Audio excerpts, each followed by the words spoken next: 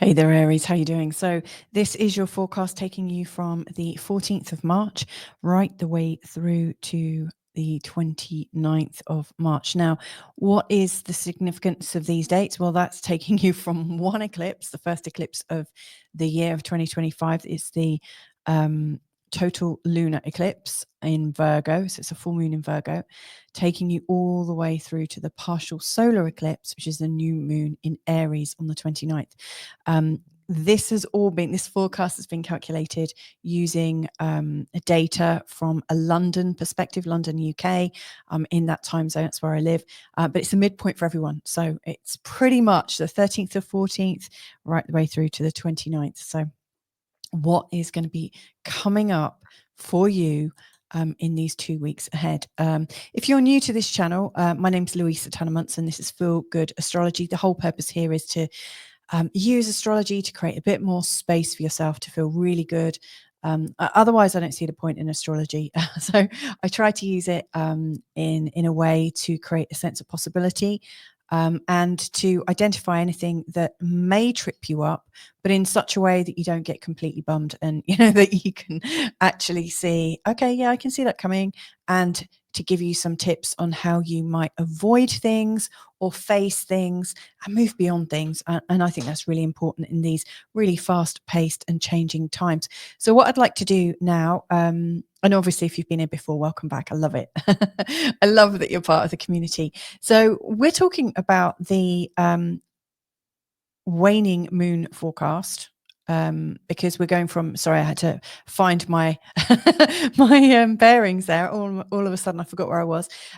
We are going through the waning moon forecast. So this is from the full moon right the way through to the new moon. So like I said, the full moon is a total lunar eclipse. It's in Virgo. Now, I don't know what your experience of Virgo is in your life, but the coding for that is pretty strong. Like Virgo is quite a utilitarian sign. It really wants to be of service, and within your chart, it really highlights how of service you can be, and it's quite a busy part of your chart. So we will be looking at that, and as we go through this 2 weeks. This 2-week process, we're in the waning moon, so the moon is getting smaller and smaller and smaller. And this isn't seen as a time, it's not like a growth forecast necessarily. It's a time when you're discerning, you're taking all the threads, the magnitude of what has come up around the time of the full moon. And of course, this is a lunar eclipse as well. So it's likely to have brought up lots and lots of things from your unconscious mind and also in your real life. And so it's like, how do I make sense of all these different threads? How can I plait some of them into a new design? How can I cut some of them off? So it's a really big time of seeing what you've manifested so far.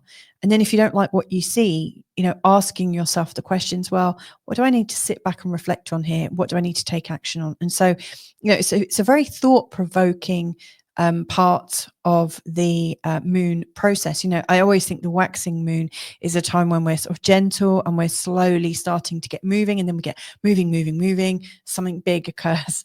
And so this is really the part where something big has already shifted, and now we're coming into that review period, and that's what the waning moon, I think, really offers us in spades. And so it is a process of letting go. The recent swell of energy, it's creating things that we need to let go of, or we might choose to let go of, because I always think, the full moon, like if you're on the like on the seas of emotions and psyche, and you're in a boat on these seas, you're navigating these seas, it almost feels like there's so much that you could collapse or capsize. And so you might need to bail out some of those emotions. And if you've been on a boat, you'll know what I'm on about. I mean, like a bucket and chuck it. You're like filling up water, and you're stopping your boat from like going under and getting overwhelmed with emotion. So it's like, okay, what do I need to take action on? How can I reduce the impact of this overwhelm? And as this moon phase goes on, I always think that the third quarter, like halfway through, is a really good review point, because after that, there's not as much illumination on what has been going on. So around the full moon, in this first week of this 2-week forecast, I think it's very easy to see what what might have been the straw that's broken the camel's back. But in the latter part of the 2-week forecast, then we're going into the shadows again. The waning moon is really, really taking effect. And we're coming up to this very mysterious phase where right at the end, we're at the new moon, which is a clean slate. It's like you've cleared everything away. You've stripped your garden bare. And that's the time to really, I think, to decide what you would like to sow seeds for the next moon cycle. Now, these eclipses are super strong. And of course, this particular forecast encapsulates messages from both of these eclipses. Eclipses move us forwards. They really are driving us, and there's a lot of things going on during this particular full moon to new moon. So we're changing season, not just changing season, we're actually going into the new astrological year. On the 20th, when the sun goes into the sign of Aries. So it's a very big time. In fact, I'll just show you some of the things that are happening over this 2-week period. So yes, we've got the full moon on Friday the 14th. Again, like if you're in America, it might happen for you late on in the day on the 13th. And then Mercury goes retrograde the day after. Then we've got a series of conjunctions between the sun or movements. The sun is quite important. Like if we think about where we were before we started this, so in my last forecast, I was really talking about how great it was that Mars was out of his retrograde and he was moving forwards and he was coming into this really strong Sun Mars trine, which I think was really quite helpful. Now it feels like the sun is really the star of the show in this 2-week forecast. The sun's making a conjunction to the North Node. So we're getting in touch with what we're here to do, like our purpose. Then there's the sun in a conjunction with Neptune, which I think really drills down into our creativity. Really deeper into, like if we're going to go really deep with Neptune, it's like our sense of oneness and mystery. Like what is it all about? It's not just about our life purpose, but it's like what's beyond that, like the nature of reality almost. And you can use that level of creativity or psychic activity or connection or unconditional love in any way, shape or form. But the Cazimi that happens during the tightest moment of this conjunction is divine. It's really, really great. It is a moment of divinity. Then the next day we've got the Happy New Year. So the equinox, we've got the spring equinox and the start of the astrological year 2025. I prefer to celebrate the astrological new year. For me, the new year isn't an arbitrary date, i.e. the 1st of January, which is man's time. I believe in nature's time or cosmic time. So the 20th of March for me, or when the sun goes into the sign of Aries, that to me is the start of the new year. So this is big. This is a big celebration time for me. We've got some slightly minor ones like Venus in the sextile to Pluto. And then we come to that midpoint, where I said it's not so illuminated, it's not so easy to see, and we're diving deeper into the mystery. So it's important to remember during this time, Venus is already retrograde and Mercury is retrograde pretty much for this whole 2-week period. And so not only are we reflecting inwardly with Mercury retrograde and Venus retrograde and starting in the new year after the sun has made 2 very cosmic connections, but we're now going into an even deeper dive. And then the sun makes a conjunction with Venus, which is the Venus, the sun Venus conjunction is also the Venus Cazimi. So in that moment, there is this kind of burst of loving, internalized love energy. On the 24th, I will talk about that in a separate video. I did actually release a video about the Venus retrograde part 1 a few days ago. Actually, I don't know when I'm going to release this, so a little while ago.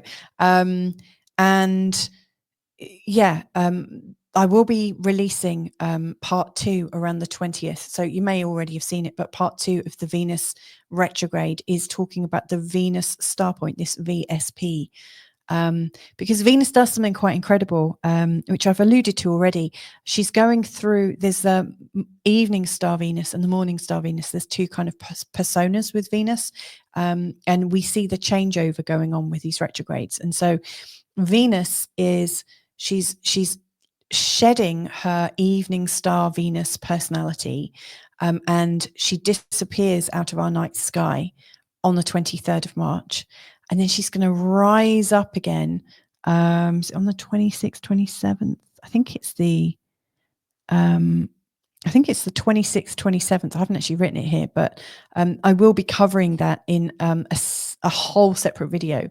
So it's worth checking that out if that has, got your attention, like the goddess story, the inward story of the goddess that we're all absolutely connected to, should we choose to. So that's ongoing. But then on the 24th, we've got a Mercury Cazimi. So the sun makes a conjunction to Mercury Cazimi. Mercury sextile Pluto, not so major, but this one for you, given that you're an Aries and Mars is your ruling planet, we've got a square to Chiron, very, very strong on the 26th. And then on the 27th, Venus retrogrades back into Pisces and also makes a conjunction with Neptune, which is heavenly, really heavenly. And then we literally come to the new moon in Aries. So there's some very, very big shifts going on. And if I was in your shoes right now, given that this new moon is in Aries, it's in your sign, and you've got this Mars square Chiron energy going on, and the fact that the sun is doing so much, I just think this is going to be a really important 2 weeks for you. So let's dig a little bit deeper. Just before I do that, I just want to thank everyone that supports this channel and also that has joined me in my Feel Good Astrology membership. So these are all people who, I can't really do this channel without your help because I'd need to get a full-time job, but this is my full-time job now. So thank you so much for helping me in all the different ways that you support me. I love you so much. So anyway, let's have a look for you then, Aries. So this full moon to new moon forecast. So I've listed the most important things here. I've also put in the positions of where the moon is, as supplementary to what I had in that little diary format. And you'll see I've actually got 3 different charts here. So I've got this one, which is the total lunar eclipse. So you'll see the moon is here, the sun is on this side. So that's the moment of the eclipse.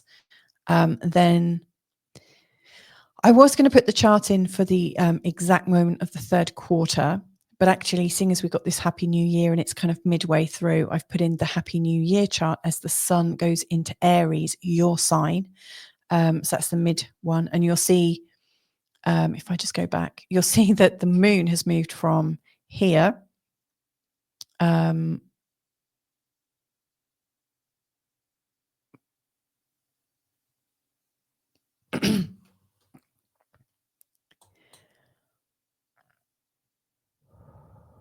I can do this. I can do this. And what? So Aries.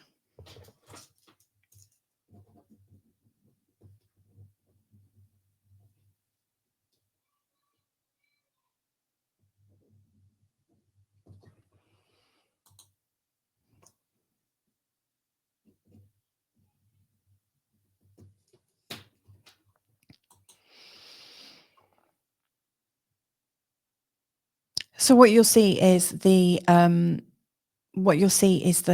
moon has moved from this part of the chart and has moved up here up to the sign of Sagittarius. And then as we go further on, you'll see that the moon comes down to here into your 1st house. So if I just go back. So yeah, there's a lot going on. So around the total eclipse in Virgo, the most important thing to focus on is the moon and the south node are really very much in your 6th house. This part of your chart here where it's a sort of Virgo energy. And, we've got some of the energy of like the sun, Saturn and Neptune here in the sign of Pisces. And then we've got Venus, Mercury, and Chiron in the in the first house in Aries, there's this real, I would say there is a real need to manifest energy, manifest your life. The moon here in this area is really asking, so the moon is really asking you to get very, very clear about what you're manifesting in life. It's really asking you, and this is where the total lunar eclipse comes in. This full moon is stressing us out. It's what is appearing as a bit of a problem and also an opportunity at the same time. So this eclipse, I think, leading up to this eclipse, lots and lots of things have come up, and there is a feeling that, okay, I need to do this. So you've got a list, a work list, job list, as long as your arm and beyond that, probably that goes on for many months, that includes different years and stuff. To me, it feels like there's so much on your plate. And, the sixth house, which is absolutely down this bottom left-hand corner, and also coming over the horizon line, really in opposition to where, to where Aries starts, and then you've got Virgo just at the bottom on the other side. What occurs to me is there's a lot that you're wanting to manifest. There's lots that you're wanting to do, and in your head, I think you've got it that if I manage myself really well, and if I use discernment, and if I do this and if I do that, I will cut out all the fluff and I'll be fine, and I'll be able to get on with it. But actually, I think this total lunar eclipse is showing you where there's too much emphasis on what you're trying to manifest, like your desire to get everything really solid and coming in and feeling the reality of it. To me, it just feels like the reality itself is too stressful. And, soon after, like if we go to the next chart, for instance, which is like a week later, you'll see that the sun has come out of this area here, which is the place where you've been feeling a little bit like, oh, I'm kind of dreaming, I feel slightly sleepy, which is why I think the full moon has come on so hard, because it's felt like you've lost your direction for a while, especially when Mars was retrograde from December the 6th up until the 24th of February. It felt very much like you'd almost lost your rudder a little bit, and everything that you were doing was really hard to achieve. And so I think leading up to this full moon, this total lunar eclipse, you're probably thinking, okay, I need to manifest things. I need to make things really strong, so I feel like I know what's real, like really know what is real. And you've just taken on too much. And so, from the eclipse until the 20th, when we're going into this new year, I think what's likely to come up is the obvious realization that when you take on too much, you can't do it all. And that's hard because, when you think you can, like when you think there's something you can't do, it almost feels like you haven't got permission, or you've got a slap wrist, or, like you've been bad, or any of those old trigger points that you might have had since birth, to do with your performance. And, for me, it'd be not being good enough, or being told off, like anything that you're highly, highly sensitive to is likely to come up in terms of your performance. But, this happy new year, this like sun going into your sign, and later, Neptune coming across, that's actually going to happen on right at the end of the month. You've got Neptune coming up, and then Saturn will cross over as well at the end of May. Actually what's happening is there's a different way of relating to things. It's almost like the key for you to achieve more isn't in doing more, but it's in re-establishing your identity and getting clear about your identity. So what I think is most important is to use this total lunar eclipse to realize how chronic your situation is. How badly will you take on extra things to manifest the things that you want, and how does that leave you? Are you energized by it? Are you energized but also a little bit feeling a bit cheated or depleted, or does it actually wear you out? Get really clear about what overworking and overachieving is doing to you. And then as we're coming into the new year, and again, this is your time. I always think that this is for you, when the sun crosses into Aries, this is your wake up time every single year. To me, it feels like you can start to decide who you want to be. And actually, I think that's the big decision for you. And that's where I see things really coming in right at the end of this forecast period on the 29th. You know, I really feel like you're coming out of this foggy time where you just think, I have to work, I have to work, I have to work. And in the space of this 2 weeks, you're realizing, well, I only have to work like that if I'm not very clear about who I am. But as you get clearer about who you are, then all you need to do is decide who you are. You know, it's simple, because like once you get the strong feeling of your identity in this new moon in Aries, which is a partial solar eclipse, very strong to have in your first house, it's inviting you to decide who you're going to be. So there's nothing that says you have to be the same person you were last week or the same person that you've been for the last 5 years. You know, your name might not have changed, or maybe it has if you know if you've got married or gone and actually physically changed your name. But you know, I think you're going through this massive evolution. I would say so, you know, because Neptune's about to come into your first house. Saturn will, like in a couple of months' time. The North Node has been through your sign in the last 18 months, 19 months actually. So, you know, you're already in this process of flux for sure. And over this next year, and in fact, I've got a 12-month forecast starting from this Happy New Year point, which you can absolutely order. You know, you can use this, but you know, it's a really big year, because you're not, although this is giving you the opportunity to decide who you're going to be around the new moon in Aries, and obviously you can decide to do this at any point, but the new moon is a fresh point, it's a seed point. It's like you've cleared the slate, you've decided, actually, yeah, I've cleared the slate, it feels good, now I can see, you know, what I want to put back into my life. It is an ongoing process, and the planetary movements in this next year will have Neptune and Saturn crossing over this line and then going back into Pisces. But then right at the end of this 2025 to 2026 astrological year, by February the 20th, there is a conjunction between Saturn and Neptune right at 0 degrees Aries, which is a very important degree for you. And it's likely to bring up some massive changes. So this is step one, I think, this new moon in Aries that you're coming to at the end of this forecast period. It's step one, like, how do I want to be? Who do I want to be?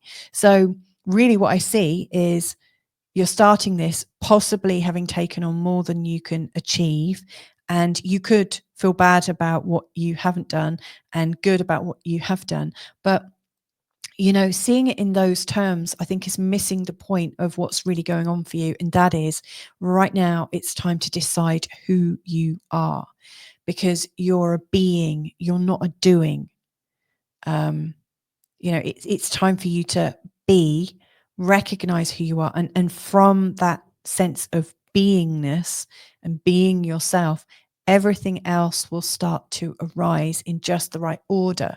It's a bit like a rebirth. You know, if a baby is born, it isn't born doing stuff. It's not like picking up its work laptop bag and getting down and trading or anything. You know, that baby is supported to just be itself.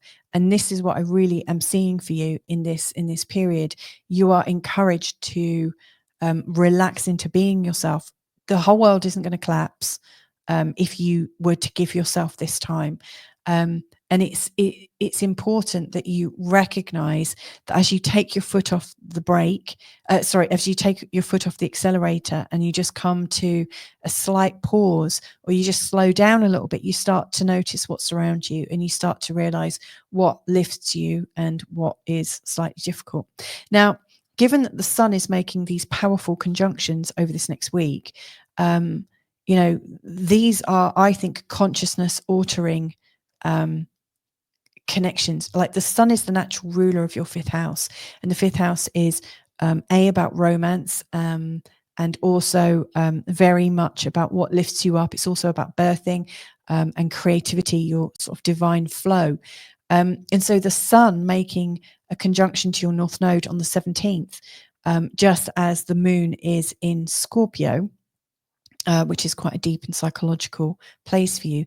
To me, that's saying that, especially around the 17th, that you're coming into a time to really consider your spiritual journey. Like the North Node shows us what we're challenged with, but this is in a very private part of your chart, to do with your psychic ability, your intuition, the workings of your mind, your unconscious mind, your old memories and things like that. It carries a lot of real sort of personalization.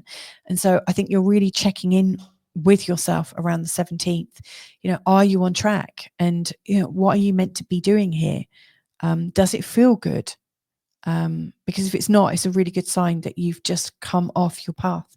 And on the 19th, as the sun's coming into a conjunction with Neptune, that could really bring up really deep feelings, at high levels of compassion and sensitivity. You may also be feeling quite extraordinarily open, like the openness of being able to sense other realities around you.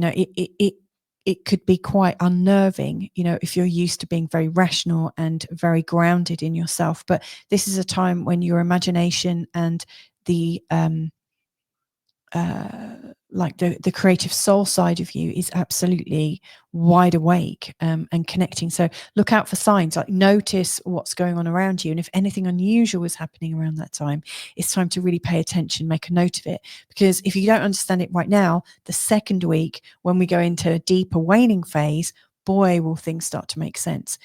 And then the evening star disappears on the 23rd, and we have this conjunction with Venus. It's retrograde. Really, it's just in your first house. It's really encouraging you to recognize that there's something about your personality and your identity and the way you look and the way you carry yourself that just doesn't feel right. There's something that's not quite in alignment with who you are. And the evening star Venus, which is dying away, the story of the morning star to the evening star to the morning star is like the dying away of this ultra kind of spiritual love and connection kind of theme that's been going on for you. But when it reemerges on the 26th, 27th, what's really going on is there's this more empowered, more bodily sensed love for yourself, so you're really grounding, loving energies.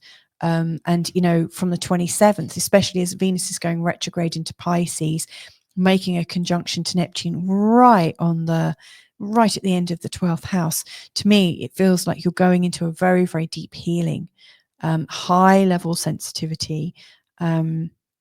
If I was in your shoes, I think I'd be doing and if I didn't have a million and one things to do and I could go off on a retreat or book a nice treat for myself, I think I'd go for some form of therapeutic treatment. Not one that you talk it out necessarily, but one that might take you into different realm of reality, or that's working on your body to sort of unkink yourself, to get rid of all the tight knots, anything that helps you to release, but also rest and care and nurture. Because as we come to the end of this period and the new moon goes into the sign of Aries, we've got this new moon in Aries in your first house. To me, it's like, okay, I've stripped that bare, really stripped that bare. And now I'm kind of naked like a baby. I am here. I'm unburdened by things and I'm ready to just be in my body, be in my physical body and see what happens. So, that's how I think things are likely to play out for you. That's how I think the cosmic energies are presenting for you right now, Aries. And so I hope that's really helpful. If you would like an even deeper dive, then I do also have my Feel Good Astrology community that's up now, and it's live and it's kicking. And if you want to have a look at the relationship and connection reading in relation to this last 2-week period, or this upcoming 2-week period, then you'll find that in there. It's exclusive content to members, and there'll also be a career and ambition reading again for this 2-week period just for you, Aries. So that's there. Check out my offer. You can see the link below. Yeah, so I hope that's helpful. Have a great 2 weeks from eclipse to eclipse, and catch you another time. Lots and lots of love to you. Bye for now.